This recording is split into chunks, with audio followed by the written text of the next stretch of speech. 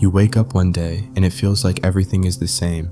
Your routines, your thoughts, the world around you. But somewhere in the depths of your being, you sense that something has shifted. It's subtle, almost imperceptible, like the quiet hum of a broken light bulb you never notice until it flickers and buzzes.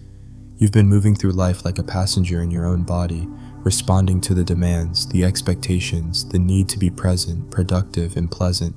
And yet, in that stillness, that moment of quiet, you realize that you've been living in a cage, not one of bars or locks, but of invisible walls made from everything you were taught to value. This cage is different. It doesn't have the sharp edges or the cold steel you might expect. It's woven from the threads of all the things you've said yes to when you really meant no, the compromises you made to avoid conflict, the quiet sacrifices of who you are in favor of who the world wanted you to be. It's built on the lies we tell ourselves. I'm fine. I'll do it later. I don't need that. The half-hearted nods of approval you give when what you really wanted was to scream, to run, to live differently. And it's easy to forget you're in it. You get so used to the comfort of its boundaries, the false security of doing what is expected, that you mistake the lack of discomfort for freedom. But inside, there's a gnawing hunger, a restless ache for something more, something real, something you. The problem with the cage is that it doesn't ask you to break out. It only asks you to be content with what you have. It doesn't force you into submission. It convinces you that this is as good as it gets. So you settle. You settle into the job that's safe but soul-sucking, the relationship that's comfortable but hollow, the routine that feels secure but suffocating. You start to believe that freedom is a luxury, something that happens to other people. You look around and see people who are living the dream and think, maybe that's not for me, maybe I wasn't meant for more. And you resign yourself to the cage, convincing yourself that it's better than the unknown. But then something shifts. Maybe it's a passing moment, a conversation, a song, a book, or just the way the sunlight falls across your face one morning. Something reminds you that you are alive, that you are here, in this body, in this moment, with a heart that still beats with possibility. And suddenly the walls of the cage feel smaller.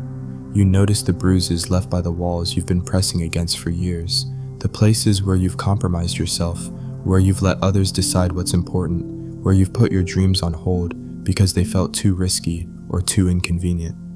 What you don't realize, what none of us realize, is that the cage doesn't stay the same size.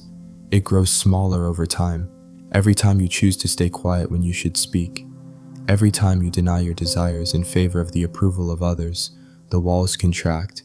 You get so used to the feeling of the walls pressing in on you that you stop noticing. But deep down, the soul keeps track.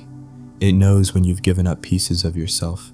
It knows when you've chosen comfort over truth, and it grows louder with every year that passes.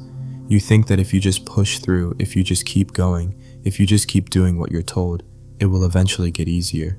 But the truth is, the cage gets tighter, the air gets thinner, and the longer you wait to confront it, the harder it becomes to break free. Because, eventually, it's not just about the cage anymore. It's about the person you became inside it, the person you learned to be in order to survive, the person who is so afraid of what might happen if you stop playing by the rules, stop conforming, stop living up to the world's expectations. That person becomes so real to you that you start to believe that they are you. The version of yourself who is always fine, always okay, always good enough for others, but never enough for yourself. And then, one day, the cage cracks open. It doesn't happen with a loud bang or a dramatic moment.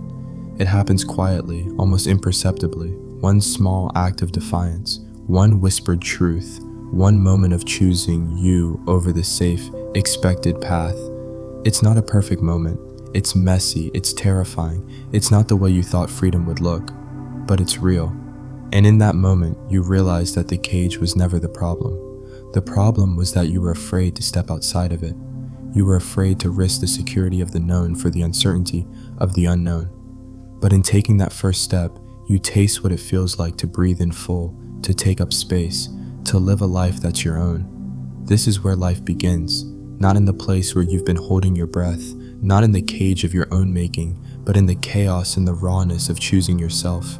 And it's messy, it's uncomfortable, but it is the only way to wake up from the sleep you've been living in, the dream that everyone else is living, while you've been playing the part of the observer, watching your life pass by like a movie where you're not the main character. Once you start to realize this, everything changes. You realize that the cage isn't the thing that's holding you back. It's the fear of what might happen when you finally admit that you've been living small, living for others, living for a future that will never come. The true tragedy is not in the moments you lost, not in the years you spent in the cage, but in the way you convinced yourself that it was enough. You are capable of more than what you've allowed yourself to be. You are capable of daring to be seen, of daring to be vulnerable, of daring to live a life that is yours and yours alone. You don't need permission. You don't need to wait for the right time. The right time is now. You don't need to wait for someone to come and rescue you from the cage because, in truth, you've always had the key. You just have to stop believing the lie that security is the same as freedom. You have to stop believing that safety is worth the cost of your soul. So, ask yourself today, are you living your life or are you merely existing in someone else's? Are you playing it safe or are you daring to take risks? Are you quietly dying inside or are you waking up to the power of your own truth? The cage is only as real as the fear you've given it. And once you let go of that fear, once you choose to live, really live, without apologies, without compromises, that's when the door opens and the life you were always meant to lead begins. Because, in the end, it's not about the years you spent confined. It's about what you choose to do with the time you have left. Don't let the illusion of comfort fool you into thinking it's enough. Don't wait for a tragedy to push you into action. You don't need to keep living in someone else's life. You don't need to keep pretending you're content when your soul is screaming for something more. Choose freedom. Choose yourself. Choose to live today. Because the cage you're in is not the real prison.